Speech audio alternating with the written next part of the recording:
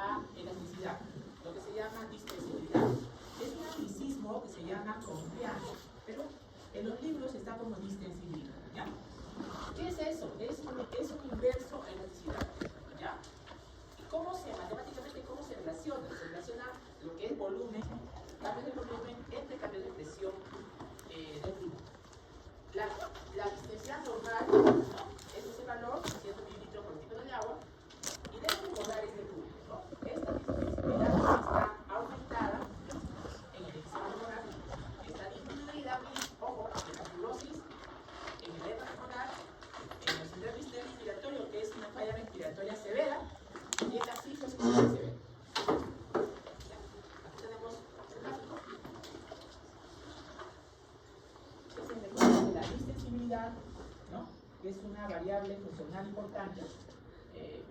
Más lo conocen como confianza, que es un anglicismo. Aumenta el enfisema, disminuye la fibrosis, en la circunfoliosis, en la congestión edema pulmonar o en la falla respiratoria severa. La difusión es cómo se mueven los gases en la membrana bilocal. Esta difusión va a depender de la extensión o área de la membrana y del espesor o grosor de esta. ¿De acuerdo? Entonces, por ejemplo, si el paciente es enfisematoso, pierde unidades, entonces pierde lo que es la extensión o área. O en la fibrosis pulmonar, en la cual el grosor de la membrana bilocal está mayor por el depósito de fibroblastos o colágeno. Entonces, en esos casos, la difusión de gases va a disminuir. Esa difusión de gases, oxígeno, CO2, ocurre en las primeras fracciones de segundo, ¿no? Y deja un espacio de, digamos, como una suerte de un depósito, un depósito para poder tener mayor difusión en algunas situaciones de suelo, por ejemplo, el ejercicio. Recuerden que estos gases, oxígeno y CO2, se difunden en las primeras fracciones de segundo. Este concepto también es importante, la solubilidad. Recuerden este punto.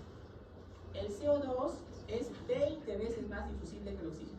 Eso, recuerden por favor eso. El CO2 es 20 veces más soluble que el oxígeno. ¿Y cómo los podemos relacionar? Cuando un paciente tiene un problema respiratorio, lo primero que se afecta, en general, es el oxígeno.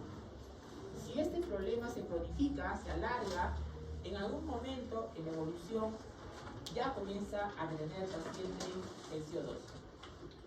Una explicación de esto es que el CO2 es 20 veces más difusible que el oxígeno.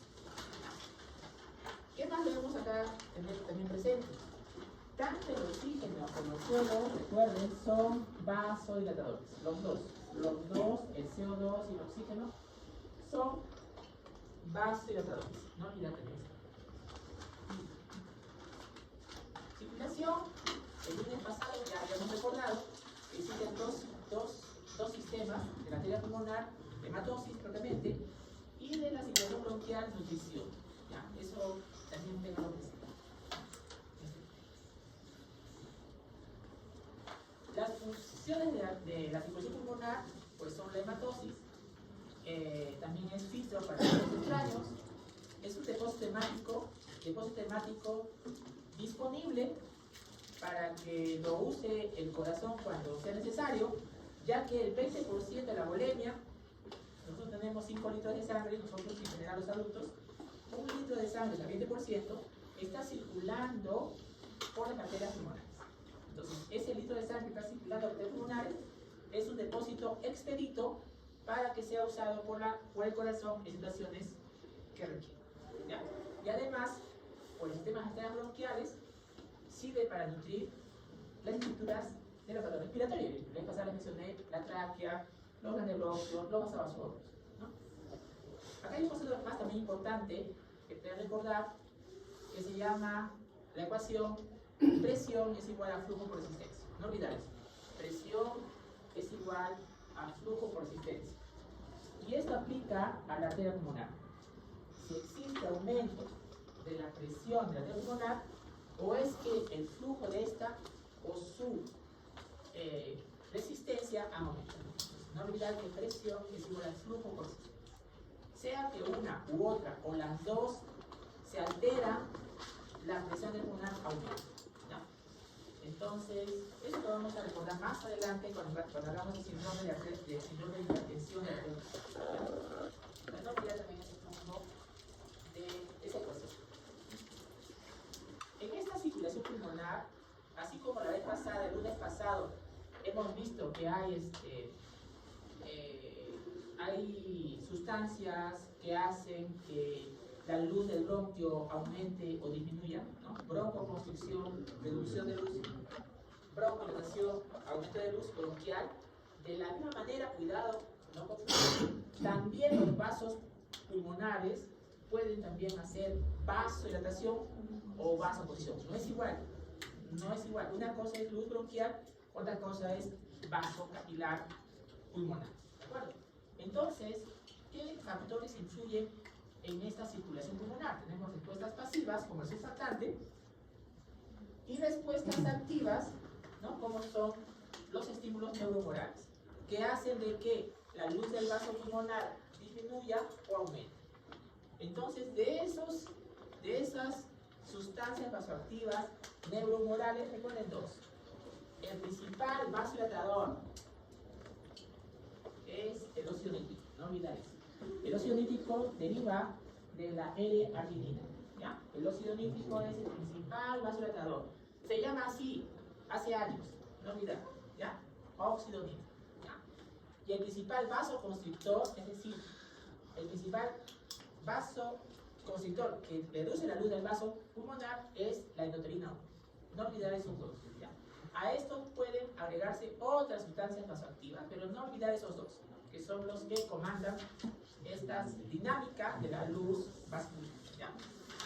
No olvidar, es importantísimo. ¿Ya? Bien. También no olvidar que estamos ahorita en una ciudad de altura. Incluso diríamos, según Apinei, que Cusco es una ciudad de gran altura. De gran altura. ¿No? Estamos a 3.200 metros en este momento. Y deben recordar, en esta clase deben recordar que en las grandes alturas la resistencia vascular pulmonar aumenta.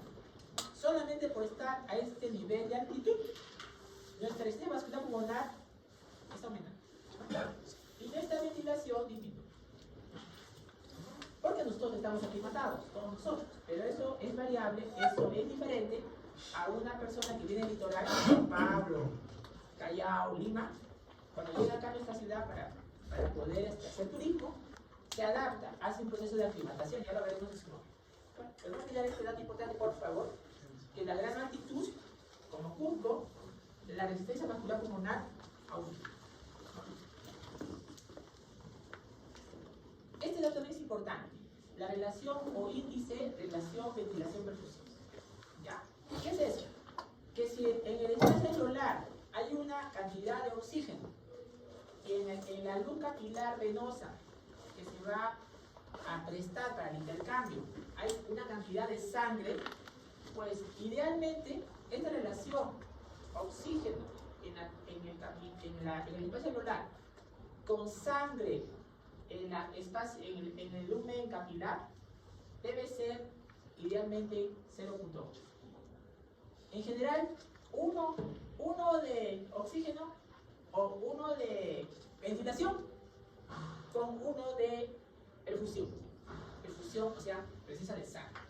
Entonces, uno entre uno, ¿no? Pero en general es 0.8. Y esta relación es variable normalmente según la región pulmonar, sea vértice pulmonar, o sea, base pulmonar, o sea, la parte media. O sea, normalmente en la zona 1, 2, 3, esta relación ventilación-perfusión normalmente es variable, no es exacto, no es constante normalmente, sino es variable. En la parte apical, en ambas situaciones, ¿no? En la ventilación-perfusión es diferente, como ustedes ven acá, están menos, y en la parte basal está más. Y eso lo vamos a entender mejor en este gráfico de aquí.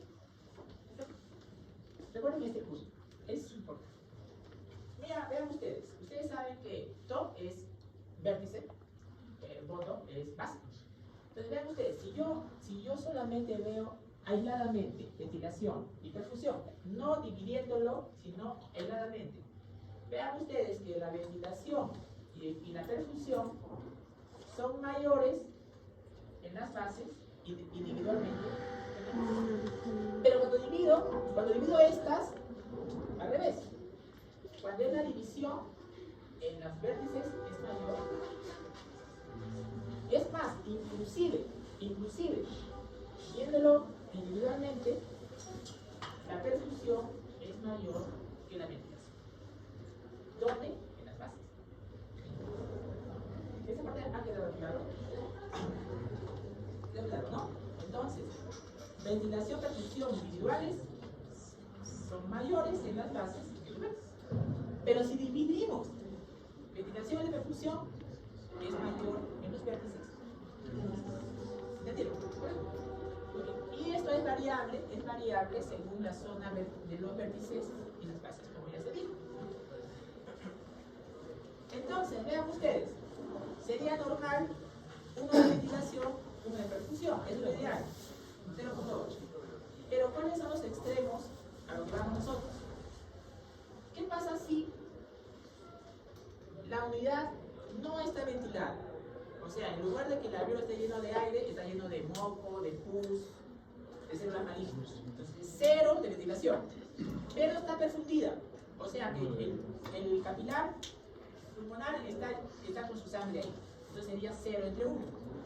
Y por matemática básica, 0 entre 1, 0. Entonces eso se llama CHAM, efecto CHAM. ¿Qué es CHAM? CHAM es cortocircuito. Lo contrario, ¿qué pasaría el otro extremo? Que la unidad alveolar está llena de aire, se sube. Pero el capilar está obstruido, no hay sangre, entonces sería 1 entre 0. Y eso no se puede dividir. O también se dice que es infinito. Eso se llama espacio muerto. Entonces, que quede claro. Hablamos de CHAM cuando ventilación es 0. Hablamos de espacio muerto y la perfusión. Ejemplos: condensación exudativa, CHAM, son muy severas, o tromboembolia pulmonar en espacio muerto cuando la perfusión está 0. Bueno, es un ejemplo. Sí. Bien, viene la segunda parte. A ver, si nosotros queremos saber anatómicamente el problema, entonces pedimos ecografía, tomografía, resonancia, ecografía. Pero si el problema del paciente es funcional, ¿no? Es funcional, entonces las imágenes nos van a ayudar mucho. Por ejemplo, un asmático en crisis viene lleno de sibilantes a la emergencia, sibilante, disneico, cianótico, desaturante. Es el asmático, lo más probable en las emergencias, que su imagen es normal, su placa de tórax es normal, su tono es normal. Entonces, ¿cómo voy a saber que es asmático? ¿Me va a ayudar la imagen? No. No me ayuda la radiografía de la tomografía, porque el problema del asmático es funcional. Entonces, ahí tengo que buscar demostrar que es asmático con una prueba funcional. Pruebas funcionales tenemos, por ejemplo, la espirometría. Por ejemplo, la pletismografía. ¿Ya? En nuestro hospital regional tenemos espirometría. ¿Ya? Entonces, ahí medimos capacidades y volúmenes pulmonares. ¿De acuerdo? Entonces, nosotros tenemos que saber de todos estos volúmenes y capacidades, algunas de ellas en esta clase y otras seguramente en su momento con los profesores del semestre lo podemos ir viendo un poco, ¿no? Por ejemplo, lo que se llama volumen tidal. Volumen tidal también llamado volumen corriente. ¿Qué es eso? Es la cantidad de aire que se mueve en un proceso de ventilación. ¿Ya? Este volumen tidal, volumen corriente, es 7 a 9 ml por kilo. Yo peso 50 kilos, pues el volumen tidal es de 350 por 150 ml. ¿Qué es eso? Aire que mueve un proceso ventilatorio. ¿Qué proceso ventilatorio? Inspiración, expiración. Volumen tidal. También, ¿no? Debemos saber que hay capacidades, hay varias capacidades, ya lo veremos. También deben recordar esto que se llama volumen espacio, volumen de expiración forzada al segundo. ¿Qué es eso? Al paciente se le pide que sople a través de una boquilla, pero la boquilla no está hueca, tiene un stop y tiene que vencer el stop. No es fácil. Señor, sople con todas sus fuerzas, expire, ¿no? Que tiene que vencer ese stop, esa pared plástica. Y al segundo, ¿cuánto de ese volumen expiratorio la máquina lo detecta? Esto es importante. Volumen expiratorio forzado. Volumen expiratorio forzado. Si estos son divididos entre la capacidad vital forzada, ¿puedes cerrar la puerta, por favor? si lo divido entre la capacidad vital forzada, que es otra capacidad que te da el inspirómetro, esta división entre el volumen expiratorio forzado entre la capacidad vital forzada, si es menor de 0.7, definimos EPOC, enfermedad pulmonar obstructiva. Si es un paciente asmático joven que sospechas asma bronquial y al paciente le mides este BEP1, ya lo mediste, y luego en la prueba funcional le haces inhalar 4 disparos de salbutamol, ¿no? Y luego le vuelves a medir el volumen expiratorio forzado post-salbutamol inhalado, y este volumen expiratorio forzado sube, aumenta 12%, es una prueba que demuestra asma bronquial funcionalmente. Entonces, nosotros sí podemos demostrar asma bronquial, sí podemos demostrar EPOC con una prueba funcional como la espirometría. Podemos sospecharla, por supuesto, por semiología, por los síntomas, por la historia clínica. Pero si queremos definir, tenemos estas pruebas funcionales para hacer. Ya que tanto el asma como el EPOC, en general, la imagen radiográfica y tomográfica son normales. Bueno, pero no olvidar que esto lo usamos para medir función.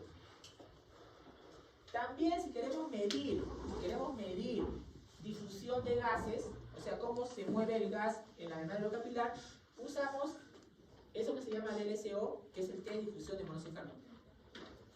Esto lo hacemos en el cuco, pero no en el hospital general, no tenemos la máquina. En general esto se altera, disminuye en los síndromes de contracción retráctil y aumenta este DLCO en los síndromes de hemorragia intraalveolar por la presencia de hemoglobina en ese espacio.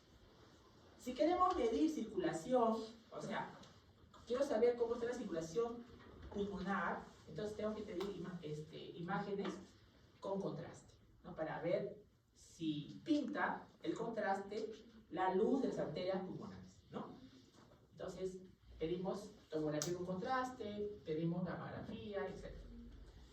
Si queremos medir cuánto mide la presión de oxígeno, cuánto mide la presión de CO2, el pH, el bicarbonato, exceso de base, pedimos un análisis de gases arteriales. Cuando vayamos a la práctica vamos a ver que esto es común en nuestros pacientes respiratorios. ¿Cómo está? Entonces vean ustedes que según lo que ustedes quieran medir, sea anatomía, imágenes, sea función, pruebas funcionales, sea difusión, sea circulación por los gases, ustedes piden la prueba que corresponde. También deben saber, y eso es importante que tengan presente, y no es una dictadura, que lo más importante es la historia clínica. La historia clínica créele al paciente. El paciente te dice, o tienes que buscar en lo que te dice el diagnóstico certero. Y las pruebas que acabo de mencionar se adaptan a tu diagnóstico clínico. No es al revés. No. El mejor camino, el camino más seguro para el bienestar del paciente es la historia clínica y lo demás para clínico se adapta al diagnóstico. Bueno, vamos a ver el punto 8, lo que es el control respiratorio. Existe un centro respiratorio. Está en el tronco cerebral, en el pubicuelo. El centro respiratorio está allí, no olviden. ¿Ya? Existen estímulos humorales, son 3. ¿Cuáles son? Hipercapnia, hipoxemia y acidosis. Estos estímulos favorecen una buena ventilación. Si la pregunta fuera, ¿cuál es el más importante en sujetos sanos como nosotros? El estímulo más importante, central en el centro respiratorio, En sujetos sanos es la hipercapnia. Si la pregunta fuera general, miren, ¿cuál es el estímulo respiratorio central más importante, más frecuente? Nuevamente, hipercapnia. Pero si queremos precisar, en sujetos sanos, otra vez hipercapnia. Pero si la pregunta fuera, ¿cuál es el estímulo más frecuente e importante en sujetos crónicos, respiratorios? Por ejemplo, una fibrosis pulmonar avanzada, una enfermedad pulmonar obstructiva crónica avanzada, una secuela de COVID severa, ya no es la hipercapnia. En estos pacientes crónicos, el estímulo principal central es la hipoxemia. Entonces, vean ustedes cómo va la pregunta, ¿ya? Entonces, pueden actuar a nivel central, centro respiratorio, o pueden actuar a nivel periférico, en lo que se llama bulbo carotídeo, ¿no? Que hay receptores también para estímulo. Tenemos centro respiratorio a nivel vulvar y a nivel de la protuberancia, ¿no? Que regulan la inspiración-expiración y otras ítems, ¿no? Que vamos a ver en el curso, en lo que es disnea, por ejemplo, ¿no? Como son el centro neumotáxico y amniótico. Pero recuerden que el centro respiratorio puede ser central a nivel de tronco cerebral o puede ser periférico a nivel vulvar. Pero a nivel de la parte de... Sí. Entonces, los quimioreceptores, ellos actúan y modulan la ventilación, ¿no? Un ejemplo que le voy a dar. Un obeso. El obeso puede roncar. ¿Cuánta gente ronca? 10 años. Pero si el obeso ronca al dormir y en la mañana está con mucha somnolencia, quiere decir que no duerme bien. Entonces, podemos buscar en ese obeso el famoso síndrome apnea-sueño. Es decir, un obeso que durante el sueño hace apneas, y al hacer apneas se activan estos moduladores, estos estímulos humorales. Como hay una hipoxemia o una hipercapnia por el apnea del obeso, entonces estos estímulos actúan en los quimioreceptores periféricos, en el callado aórtico o en el seno carotídeo periférico. Y al actuar allí, hacen fenómenos presores, o sea que la presión arterial de este obeso aumenta. Entonces, estos pacientes que tienen apnea-sueño, por esas apneas que hacen durante el sueño, tienen riesgo de hacer hipertensión arterial. Y esto hace de que le genere riesgo cardiovascular, como infarto cerebral, y otras alteraciones vasculares. Entonces, vean ustedes la importancia de estos moduladores humorales, ¿no? Que ya mencioné, que actúan a nivel central, ya mencioné, tronco cerebral, o a nivel periférico, preciso, seno carotídeo y telón. Entonces, estos quimioreceptores pueden actuar a este nivel también. Ya también, por eso es más importante también ese receptor. Pero también actúa a nivel periférico. También existen estímulos a nivel de la pared torácica y del pulmón propiamente, ¿no? O como también existen estímulos a nivel de la corteza cerebral. Eso lo vamos a ver en disnea. Cuando hay un paciente que tiene disnea, no solamente el problema está en el pulmón, el problema puede nacer desde la corteza cerebral. Ya lo vamos a ver, ¿ya? ¿Y cómo se explora esto en general? Y aquí sí hay una lógica. No siempre ocurre en medicina, pero acá sí. Si el paciente tiene hipocapnia, o sea, tiene poco CO2 en la sangre, y eso lo sabemos por un AGA, podemos decir, y no nos equivocamos, de que el paciente está hiperventilando. Obvio, pues, ¿no? Si yo boto el CO2 con más ventilaciones, pues voy a encontrar en la sangre disminución del CO2. Y lo contrario, si el paciente tiene hipercapnia, puedo decir que el paciente está hipoventilando, o sea que está radiando CO2. Por ejemplo, un obeso que tiene hipopneas, poca ventilación, lo veo, que el paciente no tiene una gran, no es muy profunda su ventilación, es superficial, entonces puedo decir que está hipoventilando y lo puedo demostrar en un AGA, en cual el CO2 está aumentado. Entonces me está diciendo en otras palabras que está hipoventilando. O sea que no está botando lo que debería botar de CO2, lo está metiendo. para que se transporten los gases desde este ambiente del aula hasta la cresta interna de las mitocondrias, tiene que estar preservado íntegro estos factores: respiratorio, cardiovascular, hematopoyético y glóbulo rojo. Respiratorio, nuestro curso respiratorio, ¿ya? Tiene que haber una buena ventilación de 12 a 20, una buena perfusión de los capilares pulmonares, una distribución del oxígeno y una difusión. El curso de cardiología con el cardiólogo que va a compartir con ustedes sus conocimientos tiene que haber un buen gasto cardíaco, ¿no? El hematólogo tiene que tener una buena masa de glóbulos rojos, es decir, 5 gramos por decilitro, ¿no? 5 litros, de sangre. Y el glóbulo rojo debe estar bien, es decir, que los anillos pirólicos de la hemoglobina, ¿no?, albergan 4 oxígenos, ¿no? 4 oxígenos. Bueno, y los moduladores alostéricos de la curva de sucesión de hemoglobina, que son 4 principales, ¿no?, deben estar también correctamente, ¿no? ¿Cuáles son los moduladores alostéricos principales que regulan el oxígeno en la curva de sucesión de la hemoglobina? Son el pH, el CO2, el 2,3-fosfoglicerato y la temperatura. Ya lo vamos a ver ahorita. Entonces, todo esto, factor respiratorio, cardiovascular, hematopoyético y glóbulo rojo, deben estar ok. ¿Para qué? Para que el oxígeno de nuestro salón llegue hasta la membrana interna de las mitocondrias. ¿Y para qué va a llegar ahí? Para que produzca ATPs, hay un buen transporte de electrones, ¿no? Saben que el ATP es la moneda energética, ¿no? Bien, vamos a empezar. El 98% del oxígeno va unida a la hemoglobina, no olvidar eso.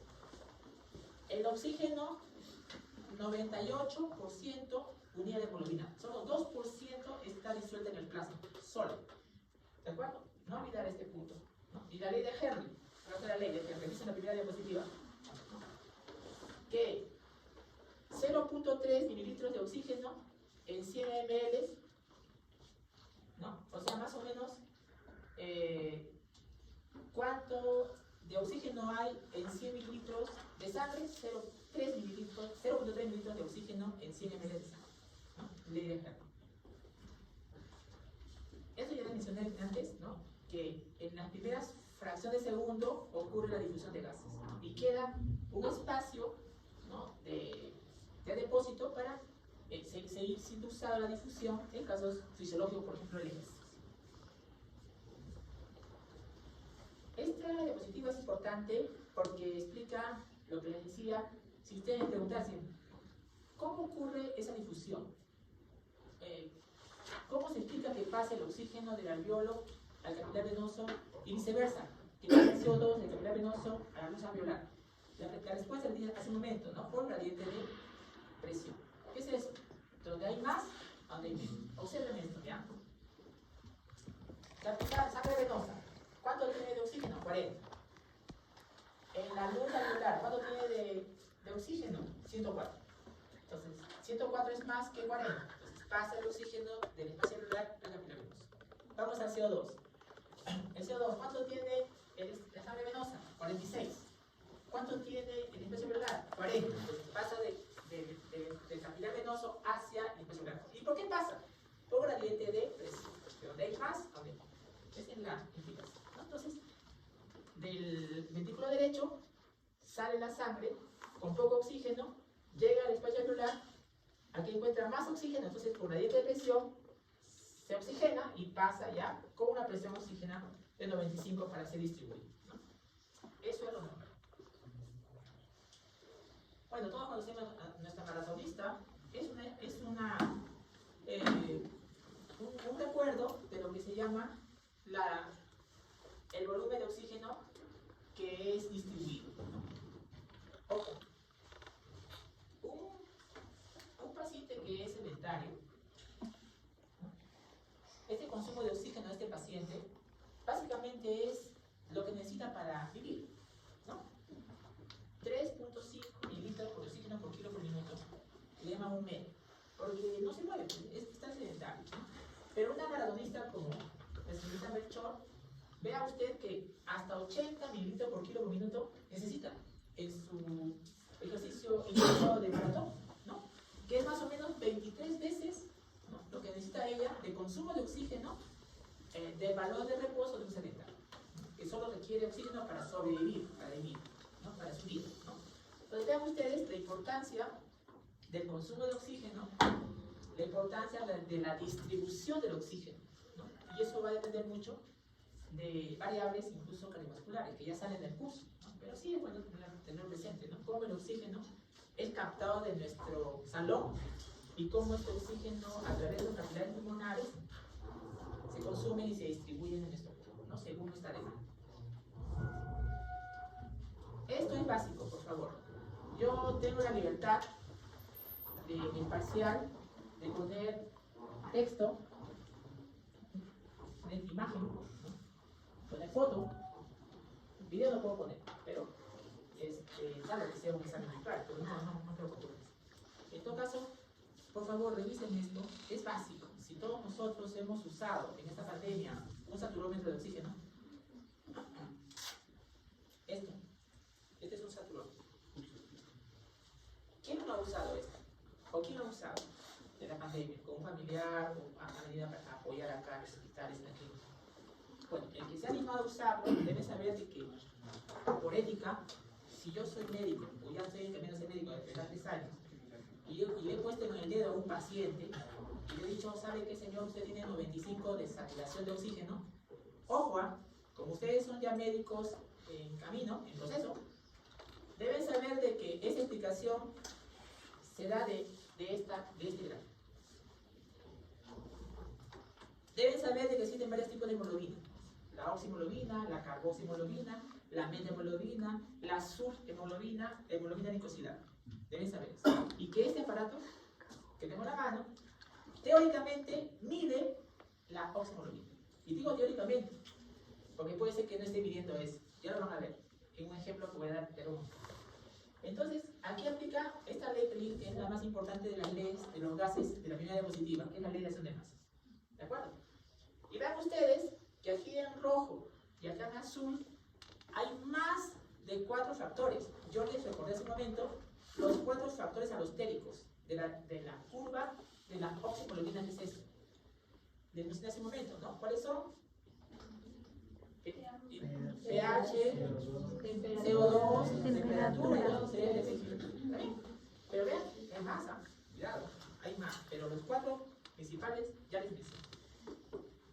A ver, hablemos de la curva rápidamente. Es una curva sigmoidea. ¿Por qué se hacía? Porque la hemoglobina al oxígeno lo libera o lo coge y no lo libera según la situación. ¿Ya? De estas coordenadas recuerden 2, sobre todo una, que para que sea 90 de saturación aquí en el saturómetro, corresponde a 60 de presión de oxígeno. O sea que puedo yo decir, en insuficiencia respiratoria, si el paciente tiene menos de 90 de saturación de oxígeno. ¿Por qué dices eso? Porque si tiene menos de 60, que vamos a ver más adelante, de algunas semanas, que una definición de insuficiencia respiratoria es cuando la presión de oxígeno es menor de 60 metros de mercurio en el agua. Pero este no es algo, este es un saturómetro. Pero te corresponde 90 con 60. ¿Ya? Ese es el más importante. ¿De acuerdo? Esta curva se desvía a la derecha, hacia la puerta, o hacia la compu, que es hacia la izquierda. Para que se desvíe hacia la puerta, hacia la derecha, recuerden de estos 4 factores, todos aumentados. O sea, aumentó la temperatura, aumentado los dPG, aumentado el PCO2 y aumentado los hidrogeniones. ¿De acuerdo? Aumentado, ojo, los hidrogeniones. Entonces, en otras palabras, cuando hay acidosis, miren, cuando hay fiebre, cuando hay hipercapnia, esta curva se desvía a la derecha. ¿Y eso qué significa? De que la hemoglobina cede el oxígeno a los tejidos. En otras palabras, cuando hay hipercapnia, cuando hay fiebre, cuando hay acidosis, se libera más oxígeno a los tejidos. Lo contrario, para la compu, a la izquierda, cuando hay hipotermia, cuando hay hipocardia, cuando hay alcalosis, o sea, hidrogeniones disminuidos, o cuando el 2,3 dPG está disminuido, La hemoglobina no cede el oxígeno a los tejidos, se queda con él, lo atrapa, ¿me entienden? Y a estos 4 factores halogénicos, aumentanles las otras que están acá, ¿no? Que también son digamos, lo vemos también en la práctica clínica, ¿no? Un ejemplo de todo ello, para salir de la diapositiva. Por ejemplo, si el paciente tiene una intoxicación por monóxido de carbono, imagínate, ¿no? ¿Qué digo? Lo de mi izquierda. Aquí. No olvidar esto. ¿Ya? Entonces, no olvidar ese punto que acabo de mencionar. No olvidar eso. Esto no está muy usual, no está en los libros, no sé por qué es la razón, pero el 2,3-CPG modula esta curva mediante 2 efectos, el cotrópico y Bohr. ¿Qué es eso? Ustedes deben recordar que en la hemoglobina hay 4 sitios para el oxígeno, los anillos pilóricos, ¿ya? Y esto, el oxígeno, es desplazado, es sacado de su posición en la hemoglobina por el 2,3-CPG. En otras palabras, efecto alcotrópico, ¿qué es? Competencia del 2,3-CPG con el oxígeno por la unión a esos 4 espacios en la hemoglobina. En otras palabras, si está aumentado 2,3-CPG, como dije hace un momento, miren, esta es una aplicación. Cuando aumenta 2,3-CPG, ¿qué pasa? Cuando se gira a la derecha, se hace la hemoglobina sucede. En otras palabras, si se ocupa esos 4 espacios del 2,3-CPG, los 4 oxígenos salen de la hemoglobina, ¿me entienden? Es una aplicación, ¿ya? El efecto Bohr, ¿qué es el efecto Bohr? El efecto Bohr es otra aplicación, que cuando hay acidosis intraeritrocitaria, la hemoglobina cede el oxígeno a los tejidos. ¿Me acabo de decir? Aquí, otra vez. Cuando hay acidosis, ¿qué pasa con la hemoglobina? Cede el oxígeno a los tejidos. Entonces, ¿qué es el efecto Bohr? Tiene más de 100 años el efecto Bohr. Y lo seguimos usando, ¿no? Qué gran desafío para todos nosotros de tener conocimiento como Bohr que te dure 100 años. Gran desafío para todos nosotros. Tener conocimiento, hacer conocimiento que dure en el tiempo. ¿Qué dijo Bohr hace más de 100 años? Que cuando hay acidosis intraeritrocitaria, la hemoglobina cede los oxígenos tejidos, ¿no? Cuando hay acidosis, la hemoglobina cede los oxígenos tejidos. Eso es el efecto. Bueno, continuamos. Vamos al CO2. Vamos terminando. El CO2 tiene 3 formas. La más importante que debemos recordar es que el 85% está en la forma de bicarbonato, ¿ya? 5% como gas suelto en plasma y 10% como compuestos carbónicos. Pero la forma más importante del CO2 en la sangre es como bicarbonato. ¿Recuerda? Ya, como bicarbonato. Eso es lo más importante. Y esto también es importante, ¿no? Cómo se mueve el CO2, cómo se transforma el bicarbonato dentro de la sangre en el hematil. Este es el hematil con su forma bicóncava. Y actúan ahí la hidrasa carbónica para que se convierta nuestro CO2 en metabolismo en bicarbonato, que es la forma más frecuente del CO2. Y también el CO2 tiene su curva, la curva de disociación del CO2, que no es sigmoidea, cuidado ahí. ¿Cuál es la curva sigmoidea? La curva de disociación de la oxihemoglobina. ¿Ya? En cambio, la curva de CO2 no es sigmoidea. La curva de CO2 es más una hipérbola. ¿Ya? No olvidar también ese. Y acá tenemos el famoso efecto Aldane.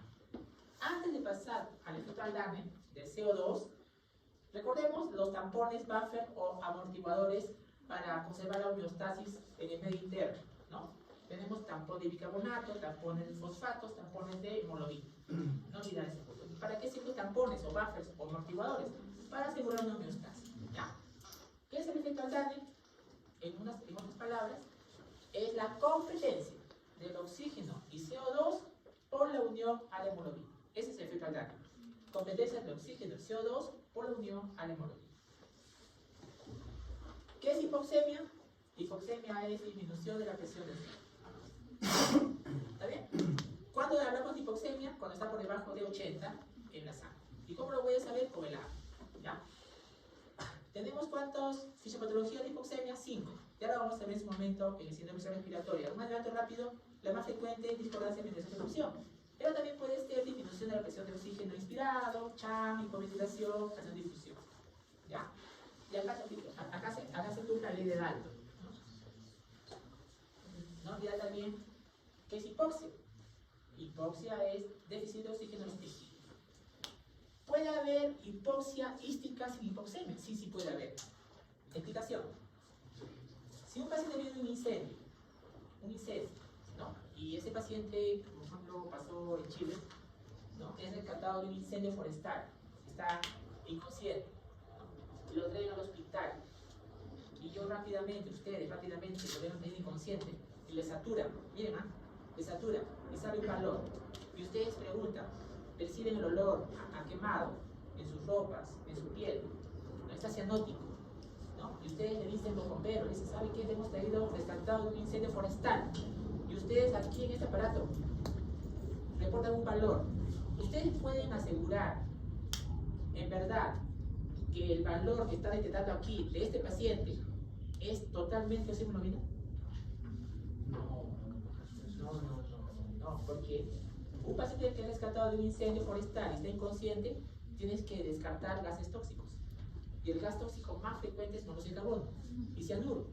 Y lo que está acá, tú no puedes decir que lo que salió aquí, necesariamente, absolutamente, solamente es oximoglobina, lo que ya les dije. ¿Cuántas hemoglobinas conocemos? Oximoglobina, carboximoglobina, methemoglobina, sulfhemoglobina y hemoglobina glicosilada. Para empezar, si usted viene un incendio, viene inconsciente, en coma, con los ojos fijos, que ya está para intubar, y te sale aquí un valor, tú no puedes decir, tiene, un ejemplo, ¿no? Tiene 87% de oximoglobina, falso. Porque este aparatito, que está a promedio $35, no te discierne, no te diferencia los gases tóxicos de la oximoglobina que pretendes evaluar en el paciente. Te da un conjunto, te da un valor total, una bolsa.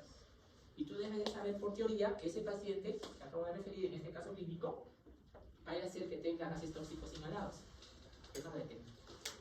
Para eso existe el coxímetro, para eso existe en el AGA que le hacemos carboximoglobina, que es la presencia de monóxido de carbono en la sangre de ese paciente.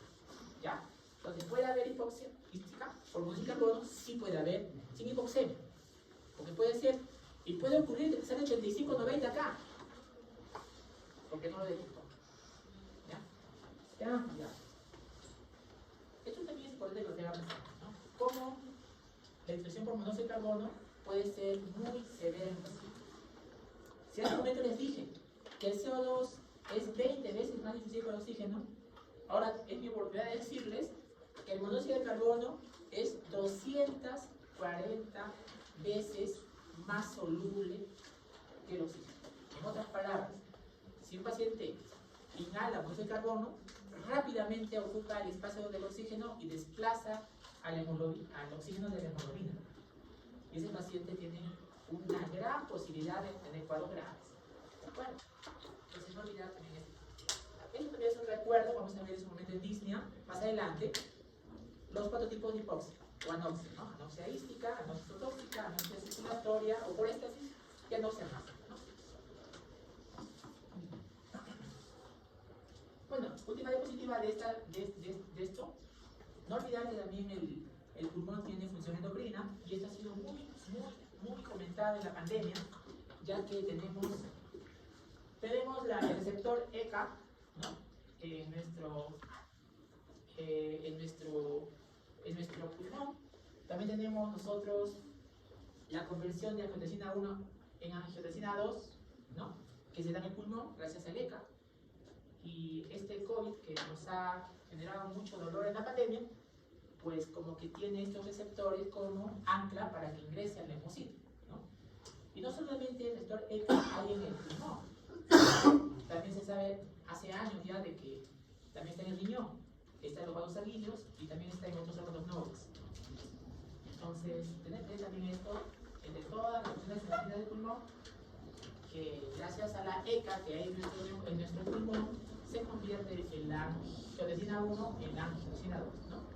Y y es también el ancla para el SAR2 para que ingresen en eso, ¿no? ¿Okay? Creo que es el momento ya de presentar el sílabus.